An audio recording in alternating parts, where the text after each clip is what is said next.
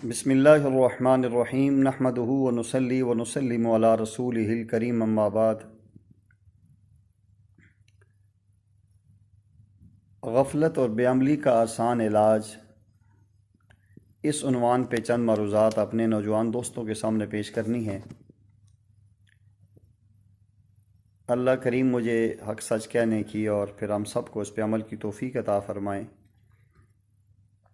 سامعین گرامی قدر، نوجوان ہی کسی قوم کا ہر اول دستہ ہوا کرتے ہیں۔ اگر نوجوان ہی لایانی اور فضول کاموں میں لگ جائیں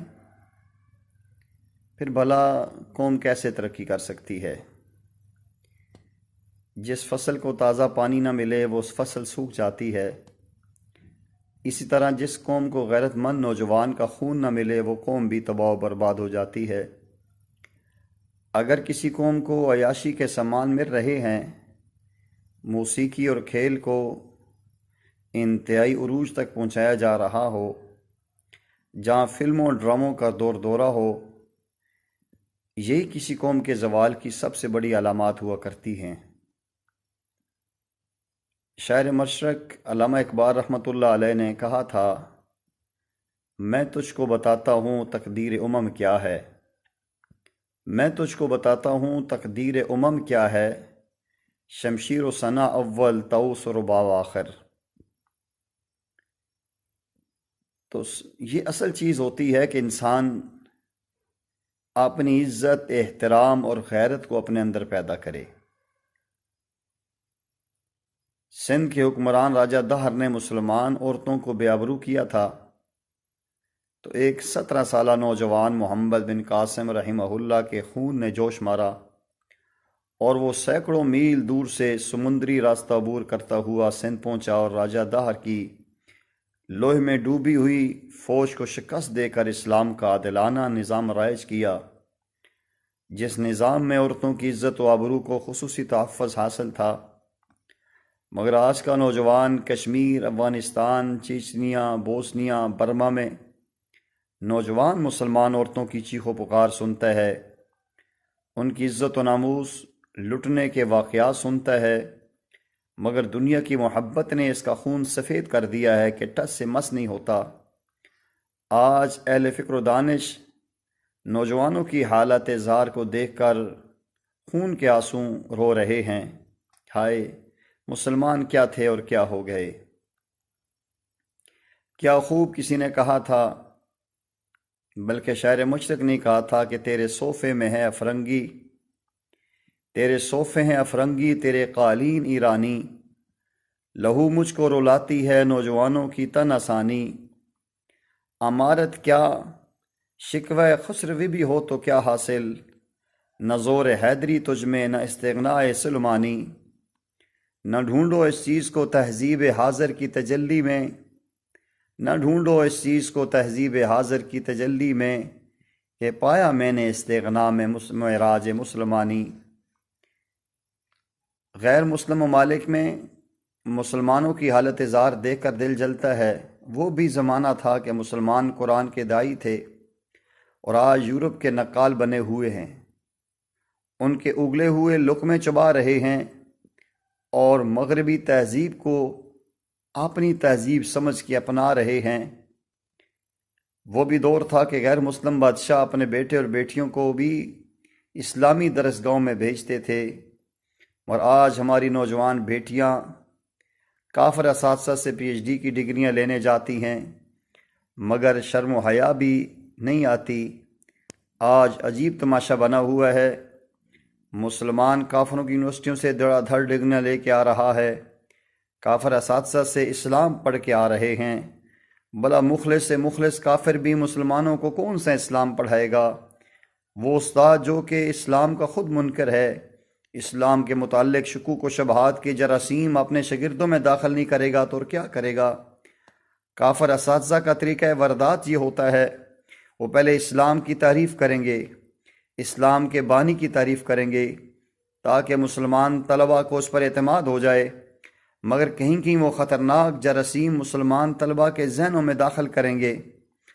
لوگ ان کی تعریف سن کے اسلام سے مخلص سمجھیں گے، حالانکہ یہی ان کی مکاری ہے جس کو ہم سمجھ نہیں سکتے، وہ اسلام کی تعریف کر کے کوئی اسلام کی تصدیق نہیں کرنا چاہتے، بلکہ وہ مسلمان طلباء کا اعتماد حاصل کرنا چاہتے ہیں۔ اگر اس کو اسلام میں اتنی خوبیاں نظر آتی تو وہ کلمہ پڑھ کے مسلمان کیوں نہیں ہو جاتا؟ کافر اساتذہ مسلمان طلباء کے دماغ ایسے ہی اوچھے ہتھکنڈوں سے ذہنی غلام بنا لیں گے، جس کے بعد وہ اپنے کافر اساتذہ کی ایمانداری کے قصے سناتے پھرتے ہیں۔ مغرب زدہ مسلمان جو ذہن ہوتا ہے پھر یہ کہتا پھرتا ہے گو وہ کافر ہے مگر اخلاق اس کے سب سے اعلیٰ ہے، اس لیے وہ تو مسلمانوں سے بھی اچھے ہیں، نعوذ باللہ۔ یہ باتیں مغرب زدہ لوگوں سے ہم اپنے کانوں سے سنتے ہیں۔ یقیناً سامعین، آپ نے بھی یقیناً یہ باتیں سنی ہوں گی۔ مسلمانوں میں ہزار برائیاں سہی، مگر اللہ جل شانہ کی ذات پر ایمان و یقین کی ایسی خوبی ہے کہ مسلمان جتنا زیادہ اس خوبی میں پختہ ہو جاتا ہے، اتنا ہی وہ سچا اور سچا مسلمان بنتا ہے۔ برا نہ مان ذرا آزما کر دیکھ، برا نہ مان ذرا آزما کے دیکھ، اسے فرنگ دل کی خرابی خرد کی معموری۔ مسلمان نوجوانوں پر یورپ کی ترقی اور نئے نظریات کا ایسا جادو چل جاتا ہے، وہ اسلام کے سچے اور سچے نظریات کو بھی دقنیوسیت کہنے سے نہیں گھبراتے۔ یہ باتیں اس وقت ہوتی ہیں جب اندر سے ایمان کا چراغ بالکل گل ہونے کے قریب ہوتا ہے۔ پھر ایسی مسلمانوں کو کافر اچھے لگتے ہیں، اور مسلمانوں میں خوبیاں ہونے کے باوجود ہر طرف سے عیب ہی عیب نظر آتے ہیں۔ بہت سے سنت سے محروم اور بے عمل قسم کے لوگ جب بیرون ممالک دولت کمانے کے چکر میں جاتے ہیں، وہ دولت کمانے کے لیے ہر جائز اور ناجائز حربہ استعمال کرتے ہیں اور اسلام کی بدنامی کا باعث بن رہے ہوتے ہیں۔ قیامت والے دن اللہ جل جلالہ کو یہ لوگ کیا جواب دیں گے؟ غیر مسلم ان کے نام کے مسلمانوں کو اسلام کا نمائندہ سمجھتے ہیں اور ان کی بے عملی دیکھ کر اسلام اور قرآن سے ہی منکر ہو جاتے ہیں۔ آپ کہتے ہیں کہ پرایوں نے کیا ہم کو بدنام، آپ کہتے ہیں پرایوں نے کیا ہم کو بدنام، بندہ پرور کہیں اپنوں کا ہی یہ کام نہ ہو۔ یہ حقیقت ہے کہ لوگ اسلام کے نمائندہ نہیں ہیں، مگر غیر مسلموں کو تو یہی سمجھ آتا ہے کہ یہ مسلمان ہیں اور اسلام کے دعوے دار ہیں اور ان کے نام مسلمانوں جیسے ہیں، اس لیے یہی اسلام کے نمائندہ ہیں۔ اب مسلمانوں کے لیے ضروری ہو گیا ہے کہ وہ اسلامی کردار پیش کریں۔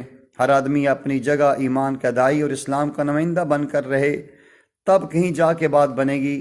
اس لیے ہر مسلمان کو اسلام کے بارے میں انتہائی سنجیدہ ہونا چاہیے تاکہ وہ کچھ نہ کچھ اسلام کی خدمت کر سکے۔ اگر خدمت نہیں کر سکتا تو کم از کم اپنی بے عملی سے اسلام اور قرآن کو بدنام تو نہ کرے۔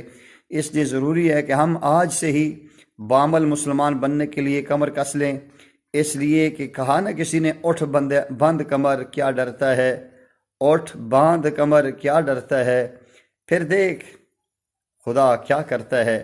نبی کریم صلی اللہ علیہ وسلم کی یہ سنت ہے کہ وقت نکال کر گھر گھر جا کر دین کی دعوت دینی ہے، حکمت و دنائی کے ساتھ مسلمانوں کو عمل کے لیے تیار کرنا ہے۔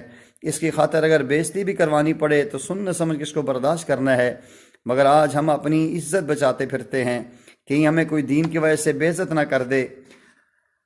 حالانکہ کمینی دنیا کی خاطر لوگ بے عزت ہوتے ہیں اور دن رات بے عزت ہوتے پھرتے ہیں، مگر اس بات کا خیال ہی نہیں ہے جتنی دنیا کی خاطر مختلف محکموں میں لوگوں کی بے عزتی ہو رہی ہے، آفیسر ان کی بے عزتی کرتے ہیں، بات بات پہ ان کو ڈانٹ ڈپٹ پڑتی ہے، اتنی دین کی خاطر اگر بے عزتی ہو جائے تو بعض لوگ بہت غمزدہ ہو کر بے صبری کی باتیں کرنے لگ جاتے ہیں۔ حالانکہ یہ دین تو وہ ہے جس کی خاطر آقا کریم صلی اللہ علیہ وسلم نے شعب ابی طالب میں 3 سال تک سوشل بائیکاٹ برداشت کیا، اس دین کے لیے اپنے دان مبارک شہید کروائے، اس قرآن اور دین کے لیے صحابہ جیسی شخصیات کو قربان کیا، اس دین کے لیے نبی کریم صلی اللہ علیہ وسلم کے نواسے نے، سیدنا امام حسین اور ان کے پورے خاندان نے جان کی بازی لگا دی۔ اگر ہم اپنی عزت بچاتے پھریں گے اور اپنی جان کو بچا بچا کر رکھیں گے تو قیامت کے دن کیا جواب دیں گے؟ قرآن مجید اور دین کی عظمت کے لیے جان کی بازی لگائیں گے تو اللہ جل جلالہ کے یہاں حقیقی عزت پائیں گے۔ تو بچا بچا کر نہ رکھ اسے، تیرا آئینہ ہے وہ آئینہ، تو بچا بچا کے نہ رکھ اسے، تیرا آئینہ ہے وہ آئینہ، کہ شکستہ ہو تو عزیز تر ہے نگاہ آئینہ ساز میں۔ بہترین ڈاکٹر پہلے مریض کی تشخیص کرتا ہے، پھر مرض کا بتلاتا کہ وہ بتلاتا ہے اور اس کا پتہ بتاتا ہے، اس کے موافق دوائی دیتا ہے اور مریض کو آرام آ جاتا ہے۔ آج کا بڑا روحانی مرض یہ ہے کہ امت میں قرآن اور دین کی خدمت کا اجتماعی جذبہ ختم ہو گیا ہے۔ اسلام کی جو ذمہ داریاں تھیں اس کا احساس بڑی تیزی سے ختم ہو رہا ہے۔ نوکری کرنی ضروری سمجھتے ہیں، بیوی بچوں کو پالنا ضروری سمجھتے ہیں، دنیا کے کام کرنا انتہائی ضروری سمجھتے ہیں، مگر جس عظیم الشان کام کے لیے انبیاء علیہ السلام کو بھیجا گیا، آج اس دین کی خدمت کرنا تو دور کی بات ہے، اس دین کی خدمت کے کام کو کام سمجھنے کو بھی ہم تیار نہیں ہے۔ بے شک بیوی بچے پالنے بھی نیکی ہے، مگر صرف یہی ایک نیکی تو نہیں ہے نا، اس سے بڑی اور نیکیاں بھی موجود ہیں، مگر اس کے لیے سوچنے اور مشورہ کرنے کے لیے بھی تیار نہیں ہیں۔ نبی کریم صلی اللہ علیہ وسلم کی امت کی فکر کرنا بھی عظیم الشان نیکی ہے۔ نبی کریم صلی اللہ علیہ وسلم کے مشن و مقصد کو اپنا مقصد بنانا بھی بہت بڑی نیکی ہے۔ اس لیے نبی اکرم صلی اللہ علیہ وسلم نے فرمایا کہ جس کو میری امت کی فکر و غم نہیں ہے وہ میری امت میں سے نہیں ہے۔ غموں سے کام لے اکبر، غموں سے کام لے اکبر، غم بڑا مدرک حقائق ہے۔ حضور انور صلی اللہ علیہ وسلم کی حدیث کا مفہوم ہے قرب قیامت لوگ چیزوں کے نام بدل بدل کر اس کو جائز کریں گے اور جائز بنا لیں گے۔ اگر حقیقت کی نظر سے دیکھا جائے تو واقعتاً لوگ بہت سارے گناہوں کا نام بدل بدل کے جائز بنا رہے ہیں۔ یہ بین الاقوامی سچائی ہے۔ اگر برائی کا نام بدل کر جتنا مرضی خوبصورت نام رکھ لیں مگر برائی پھر بھی برائی رہے گی۔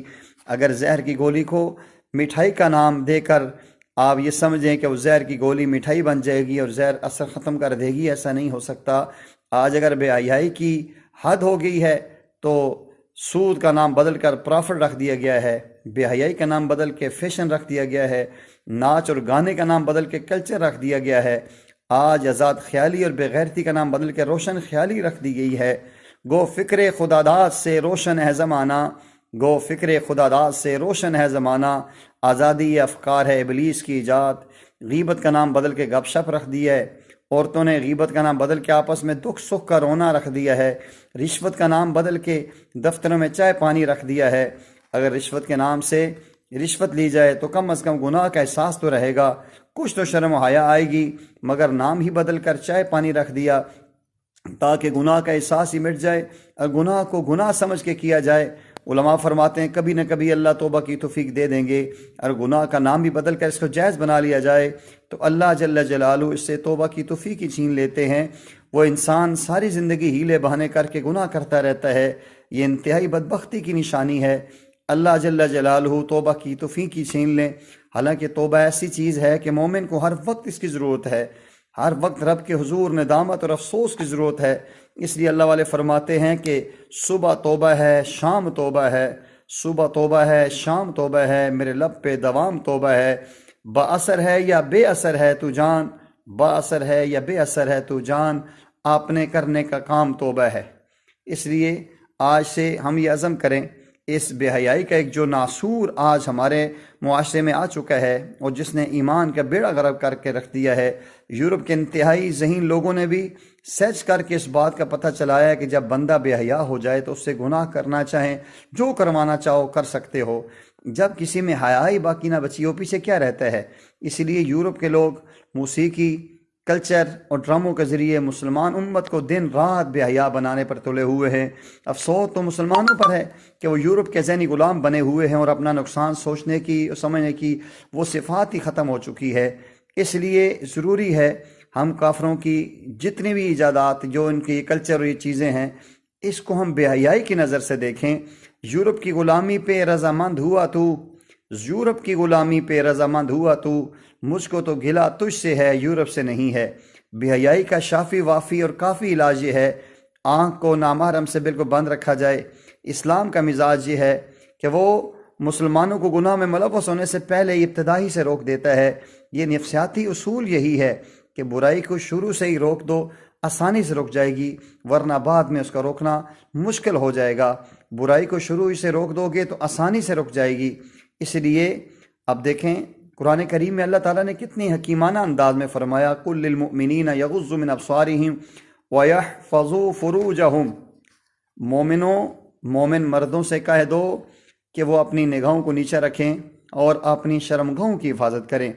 اگر شرم و حیا والی نوجوان لڑکی اپنی نگاہ جھکا کر شرافت سے چلتی ہے، نوجوان لڑکا اپنی نگاہ جھکا کے شرافت سے چلتے ہیں، پھر حیادار مسلمان بھی یہ کام کر کے جو ہے نا اپنے اندر یہ کمال پیدا کرتے ہیں۔ حیا نہیں ہے زمانے کی آنکھ میں باقی، حیا نہیں ہے زمانے کی آنکھ میں باقی، خدا کرے تیری جوانی رہے بے داغ۔ اس لیے آج سے عزم کریں، جتنے میرے نوجوان دوست ہیں، جتنی میری نوجوان بچیاں اور میری عزیزہ بچیاں اور میری جو ہے مسلمان بہنیں اس بات کو سنیں، جن تک یہ میرا پیغام جائے، آج سے عزم کریں کہ ہم نے اپنے اندر سے بے عملی کو ختم کرنا ہے۔